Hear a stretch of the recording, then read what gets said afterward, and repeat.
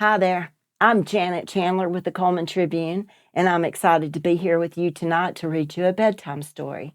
We're going to be reading from Mickey and Minnie Storybook Collection, and we're going to be reading Mickey and the Kitten-Sitters. Guess what? Mickey Mouse said to his nephews Morty and Ferdy. We're going to watch Minnie's kitten, Figaro, while she visits her cousin. Isn't that exciting? Before Morty and Ferdy could answer, they heard wild clucking, flapping, and crowing coming from next door. Suddenly, Pluto raced across the lawn. A big, angry rooster followed close behind him. "Pluto!"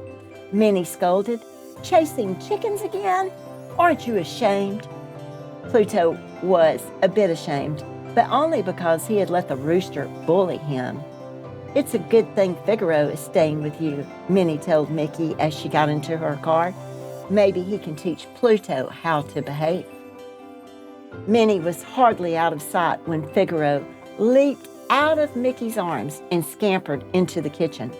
With one quick hop, he jumped onto the table and knocked over a pitcher of cream.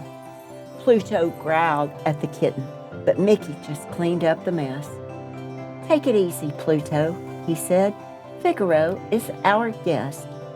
At dinner time, Pluto ate his food the way a good dog should. But no matter how hard Mickey and the boys tried, Figaro wouldn't touch the special food Minnie had left for him. At bedtime, Figaro would not use the cushion Minnie had brought for him. Instead, he got into bed with Ferdy and tickled his ears. Finally, he bounced off to the kitchen. "Uncle Mickey," called Morty, "did you remember to close the kitchen window?" "Oh, no," said Mickey, jumping out of bed. The kitchen window was open, and Figaro was nowhere to be seen. Mickey and the boys searched the entire house. They looked upstairs and downstairs, under every chair, and even in the yard. But they couldn't find the little kitten anywhere. "You two stay here," Mickey told his nephews. "Pluto and I will find Figaro." Mickey and Pluto went to Minnie's house first, but Figaro wasn't there. Next, they went to the park down the street. "Have you seen a little black and white kitten?" Mickey asked a policeman. "I certainly have," answered the policeman. "He was teasing the ducks by the pond." Mickey and Pluto hurried to the pond.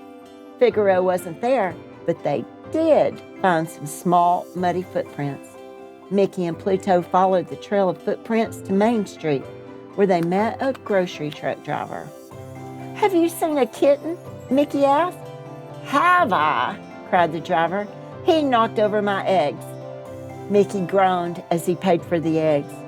Where was Figaro? Mickey and Pluto searched the whole town, but there was no sign of the kitten.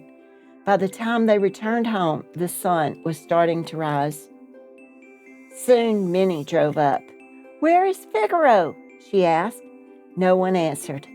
"Something has happened to him," Minnie said. "Can't I trust you to watch one sweet little kitten?"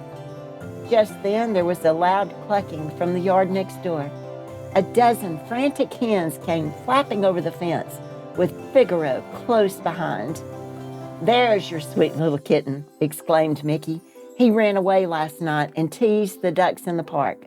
Then he broke the eggs in the grocery truck, and now he's chasing chickens," Minnie finished. "I had hoped Figaro would teach Pluto some manners," Minnie said. "Instead, Pluto has been teaching him to misbehave." "Pluto didn't do anything wrong," Ferdy said. But Minnie wouldn't listen. She picked up Figaro and quickly drove away. "Don't worry, boys," said Mickey. "We'll tell her the whole story later when she's not so upset." "Please don't tell her too soon," begged Morty. "As long as Aunt Minnie thinks Pluto is a bad dog, we won't have to kitten sit Figaro." Mickey smiled and said, "Maybe we should wait a little while. We could all use some peace and quiet." And with that, he and Pluto settled down for a well-deserved nap. The end. Good night and sweet dreams.